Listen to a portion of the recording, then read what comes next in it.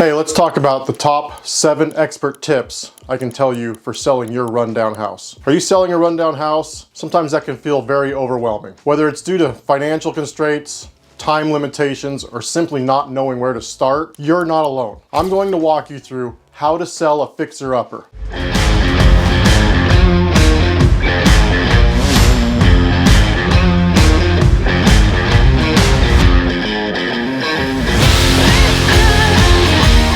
I'm going to give you my top 7 tips for selling a rundown house. I hope that by applying these tips, you will be able to sell your rundown house with confidence and get the best possible outcome. So let's get to it. Tip number 1, you need to decide whether to sell it as is or to make repairs. The first decision you need to make is whether you're selling a house as is or you're going to invest in those repairs. Home improvement versus selling as is. Selling as is means simply listing the property in its current state. It saves time and upfront cost, and that might be ideal if you're on a tight budget or a timeline. However, there might be less buyers that show interest and the offers could be lower. If you're considering doing some of those home repairs, focus on those affordable updates like painting, cleaning, or some minor landscaping. These can significantly enhance your home's appeal without breaking the bank. That just might be the little tiny thing that helps you sell your house as is. But for me, I know when I start down that road of whether or not I'm gonna do some house repairs or not, it can be super difficult to figure out where to stop. That's always my hard part. I get into it and it's like, I just see the very end. I don't see that there's some spots I could stop along the way. I don't have to take it all the way to the end and do the full project. That's why I highly recommend getting some advice from a quality as-is home salesperson. There are a lot of different little variables that can make a big difference in this conversation. Little things sometimes cost a lot, and big things sometimes don't cost a whole lot. Really what matters is what impact it's going to make when you go to sell the house. For instance, consider the current market. What are the conditions? Is it a home seller's market or is it a home buyer's market? In a seller's market, you might fetch a competitive price even without making those repairs. But in a buyer's market, little minor updates could make the home stand out just enough. Then also, getting a professional opinion on your home's condition can help you greatly with answering all of these questions. Sometimes what you think are major issues might actually be minor and easily addressed. Then again, sometimes those things you've overlooked for so long could be something that really stands out to a potential home buyer. Let's look at tip number 2. How to enhance your home's curb appeal on a budget. Listen, at the end of the day, first impressions matter to home buyers. Simple, budget-friendly home improvements can transform your home's exterior and attract buyers. Here are a few ideas to boost the curb appeal of a rundown house. Try painting the front door. A pint of paint and a brush can go a really long ways. Add some potted plants out front. Trim those overgrown bushes and replace some light fixtures. You can do all of those things for, $100, maybe 2, and a little bit of time. Don't forget the driveway, the sidewalks. A quick power wash can make these areas look fresh and clean. And it costs very little and adds a lot to the overall appearance of your home. If your budget allows, consider adding some low maintenance landscaping or updating the mailbox to give the exterior a little more polished look. These small upgrades can make a big difference. Try to think like you've never been to the property. Start from the second you see it when you drive up. Get out of your car. What are the first things you notice? The gate, the yard, the little things. Take a look around the whole thing as you get up to it. Try to give it that little bit of sparkle or clean that little spot that stands out. Maybe make sure you clean even just the windows on the front of the house. These are just a few of the relatively affordable home improvements that can do a lot for a potential home buyer's first impressions. Okay, tip number 3. Let's highlight your property's very best features. Even a rundown house has strengths. Let's get those highlighted. Let's put those right out front. Here's a few ideas to attract buyers to a fixer-upper by highlighting the home's features. Is your property near great schools or parks? Does it have a cool layout? Something unique about it? Or maybe a spacious backyard? When you're selling your house, highlighting those kinds of features can help buyers focus on your home's potential rather than its flaws. But they need to be able to see this part, and often that's really hard because most people cannot see the whole picture, especially when they're just doing a short walkthrough. So your goal here is to paint the picture so they can see it with just a little bit of imagination. We need to frame the potential so they can find it very easily when they walk through. Think about that little spot in the backyard that you've always thought, that would be a cool little place. Okay, try doing a little something. You don't have to do much. Maybe it's just adding a couple of lawn chairs out there in a nice way, or it's building that little fire pit. Don't go buy any material, just get a few rocks and set them over there. Maybe even start a fire in the middle of it, just so you can see, oh yeah, that is a cool little spot, right?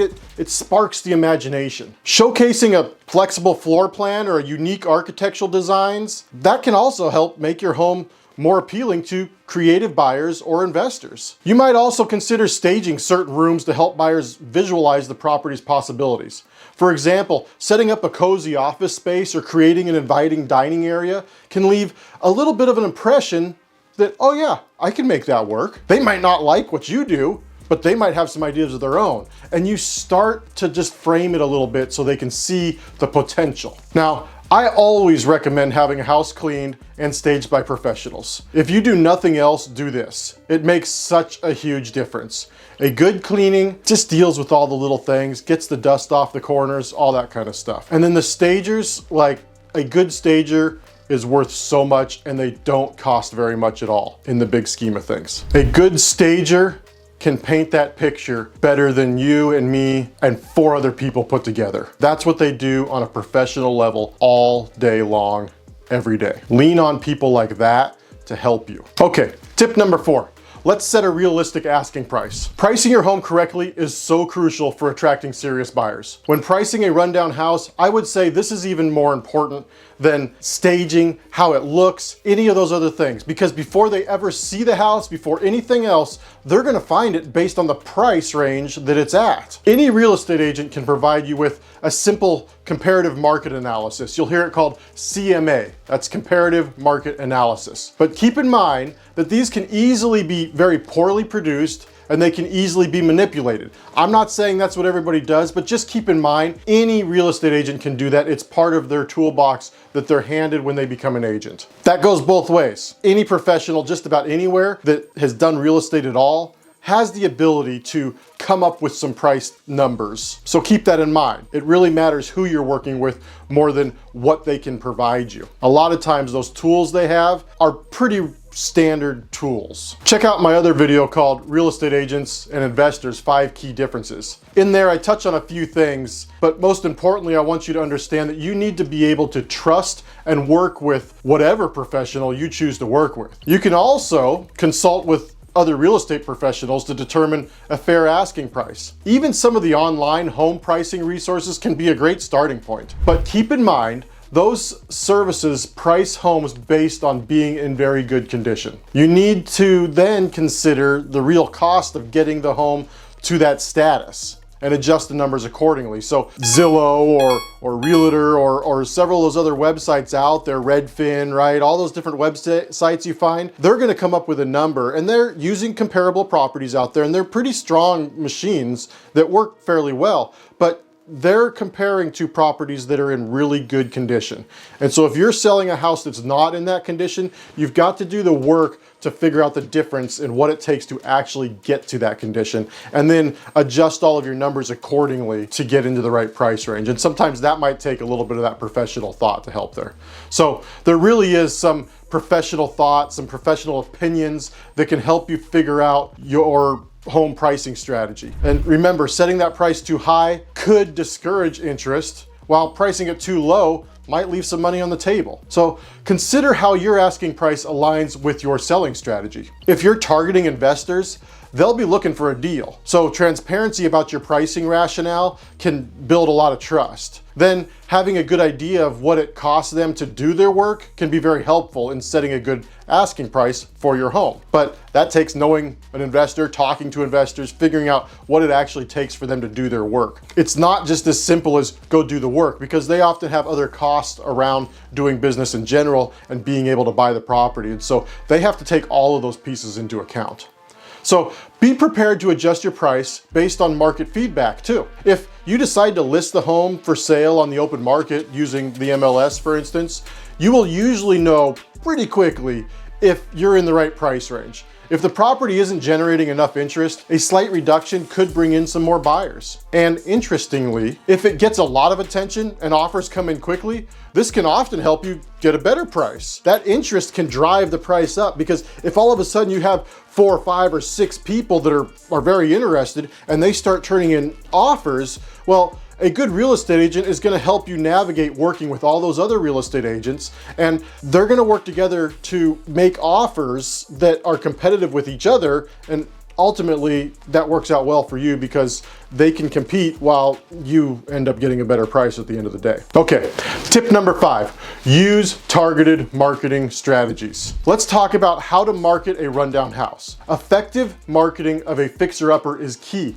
especially for fixer-uppers. It's a bit of a niche market, selling homes with potential rather than selling them in the perfect condition, right? If you go look for all the houses on sale, you're gonna find those ones that are in not perfect condition, but there's less of them, right? It's a little bit more of a niche market, and knowing how to do that, because I can tell you as an investor, when I look at those ones, I weed through 75% of the ones that are selling as is pretty quickly, because their numbers are just really messed up. And so it's super important to know that pricing, but then how to market that property, how to make it clear to me when I'm looking to buy a house, what it is. Who are you hoping to sell to? How soon do you need to sell? This all makes a difference in how you market the property.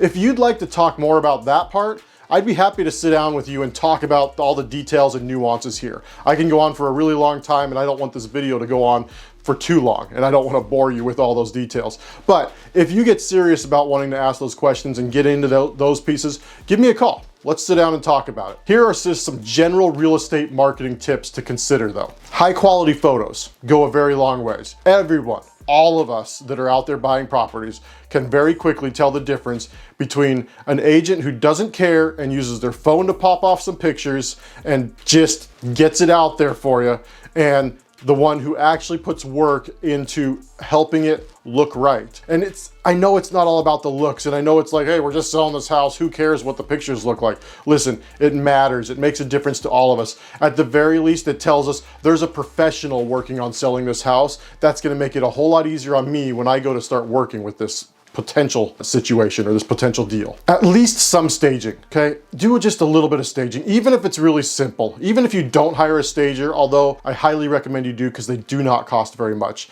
And a lot of times your real estate agent will cover the cost of that. That's something for you to talk to them about though. This kind of depends on who you're marketing to, right? Real estate investors, they won't really care much about that staging. They can even look past the pictures, but end buyers, on the other hand, who are planning on buying a project, like, they need to see the potential. They need help seeing that. They can't always see the picture the same way that somebody that's doing this on a regular basis. Detailed descriptions emphasizing potential, targeted ads can attract the right kind of potential buyers. A good agent or a good professional is going to know how to put those ads or speak the language of the people that you're trying to sell your house to. And so they're gonna put them in the right place, they're gonna talk the right language, they're gonna offer the right information, they're gonna speak to your buyers. The goal here is to showcase renovation opportunities to draw in buyers looking for a project. You also might consider using social media platforms and real estate forums to reach a broader audience. Most of the time, your professionals are gonna have access to these too and know the places that work well. There, you're gonna get to highlight before and after possibilities and spark a little bit of interest. And last, don't ever underestimate the power of word of mouth marketing. Share your listing with your friends, your family, your local networks to maximize exposure. Even those silly little paper ads somewhere, put in the right place, can go a long ways. All you need is one buyer. Right? So get that information out there, get it in the places of where people are. Where does your ideal buyer spend time? Right? Where's the person that could afford your house, who might be looking for a project? Where do they look for? Where do they do stuff? Anything. Where do they hang out? Where do they go shopping? Whatever, places like that. Get the info in front of them there where they're at. Make it easy for them to find that information about your house. Tip number 6, comply with legal disclosure requirements. Transparency in home sales is essential when you're selling a rundown house. Most states require you to disclose known issues. I can share with you some stories about this, but seriously, if you know of an issue, you really need to just disclose that knowledge. Things like structural damage, leaks, plumbing, or electrical issues should be disclosed. Not only does this build trust with buyers, but it also protects you from potential legal issues down the road. Here in Washington State, if you are listing your house for sale using a real estate agent, they will provide you with a disclosure form. It's a standard form with a gazillion questions on it, multiple choice, yes, no, or not applicable. Then there are places to write in details as needed. Listen, it's a really annoying form, but it's very thorough on purpose because you need to answer those questions and put that stuff out there. Now, I'm not saying go out there offering every little thing that's ever went wrong with the house and all the time you've ever lived there. I'm just saying if there are problems with the house, knowing issues or knowing continuing issues, don't try to hide them. All right? If you're unsure about what to disclose, working with a real estate agent or a legal advisor can ensure compliance and a smooth process here. Additionally, keep all documentation handy. Those things like maybe you got an inspection report or maybe you've talked to a contractor already about getting estimates. These can help answer buyer questions, but they also support the disclosure statements that you might make. And on top of that, information like that can help you when figuring out your house listing price as well. Consider quick sale options like cash buyers. That's tip number 7. If you need to sell quickly, consider selling your house to a cash buyer, a real estate investor like Kitsap Home Pro, for instance. Most importantly, find and work with a professional real estate investor. Just like any business, there are pros and then there are those with less than stellar approaches. This continues to ring true in real estate with real estate agents and investors. So find yourself a professional real estate investor. When you start talking about wanting to sell off market to a cash buyer, make sure you're talking to a professional that does this on a regular basis that knows what they're doing. I'll mention my video again, that real estate agents and investors, the 5 key differences. I don't go into great detail on this point exactly there, but I do spend some time speaking to what professionals look like. Here are some reasons you might want to talk to a real estate investor about selling your house. They can close deals very fast if needed. I've closed a house in as little as 7 days, just last year actually. Working with them also allows you to skip repairs and lengthy showings. You don't need to do the repairs when you work with me. You don't need to do more showings. I'm personally gonna come walk through your house. I'm personally gonna walk you through all the issues and things that we need to figure out. We'll get that figured out together and that's it. I make it about as easy as possible for you to walk through the process. And then we work with professionals from that point on who handle the title and the legal documents and those kinds of things to make sure that everything's getting handled properly. When working with a real estate investor, the offers might be a little bit lower, but the convenience and speed can be worth it sometimes. It really just depends on what your needs are. That's why you got to sit down, figure that out, talk about needs, and then go from there. Working with a company like Kitsap Home Pro, for instance, we're a hybrid option. We have both real estate agents and investors. I always tell people, you'll hear me if you ever invite me out to your house to have this conversation. I'm gonna ask you what your needs are because I can help you sell a house. That's not hard for me. That's what I do every day. Whether we're gonna list it on the open market or we're going to work with an investor, whichever side of the business we need to go to, whichever option you need, we have those available. We can get creative with that investor or we can go the traditional route with an agent. But I need to know what you need. That's the part I don't know. That's the variable I don't know until I talk with you. So I'm gonna come to your house, we're gonna sit down, we're gonna walk through the situation. I'm gonna have you share with me all your dreams, what you need, and then from there, now we can start brainstorming on what might make the most sense for you. We buy houses all the time, so we can make the process go much smoother than working with other people sometimes. Any real estate investor that's doing this on any kind of regular professional basis, that's what we do, right? So we're used to the process, we're used to all the steps, so that makes it much easier on you at the end of the day because we're already ready to move and we can just walk right through that thing. So another thing with working with real estate investors is there's no extra fees related to listing the house. You don't have any real estate agent commissions, you don't have any of those extra things that are going on. Often, no or much lower closing costs are gonna be paid by you. You don't need to pay the closing cost. Almost every one of the contracts I sign with a client is I'm paying for all of the closing costs. You don't pay for closing costs when you're working with me. Still, work with a local professional title company. When you work with me, I'm not just gonna go home with these documents and try to file them myself with the county, right? I'm gonna take the contract, then I'm gonna get a professional title company involved who's gonna handle the legal documents. They're gonna talk to your mortgage company and get the payoff amounts. They're gonna bring that piece in. They're gonna bring the county filings in. They're gonna bring whatever other pieces are in. They're gonna do all the title search for us. They're gonna help us figure out all those details to make sure that everything is taken care of smoothly and on time. Cash home buyers are particularly interested in fixer-uppers with all these things that we've already talked about. So be sure to emphasize the aspects in your negotiations. They want to know all the things. If you start trying to hide things from them, or they feel like you're kind of pulling the wool over their eyes, they're going to just walk the other way. It's not worth their effort and time. They do this all the time, and when they feel that way, when I feel that way, I don't want to work in the deal. We're gonna just move on to something else. You can also explore like local real estate investment groups or online like social platforms and things like that. Some of these places specialize in cash sales and connecting with the right buyers, and you might find a buyer there. Don't get me wrong here when I give this little bit of a warning. I just want to caution you to be a little bit careful, because when you go to a place like that, there's going to be a lot of people there that are going to be interested and going to show a lot of interest, and you're going to get a lot of attention. And some of that's good attention, some of that's not so great attention, and you might not like all of that quite so much. So just be careful when you go into that situation. But it is an option to get a little bit more traction and find a buyer. So in conclusion, listen, selling a rundown house does not have to be a stressful thing. And I hope that by going through these 7 tips, from deciding whether to sell as is all the way through and considering perhaps some quick sale options, you can navigate the process with a little bit of confidence to achieve the best possible outcome. I hope that it gives you some things to think about, so that as you're making decisions, as you're considering your possibilities or your options, you've kind of got a little bit of an idea of some of these options and things you can think about. So please, seriously, really, this works so much better being able to do it in person or on the phone.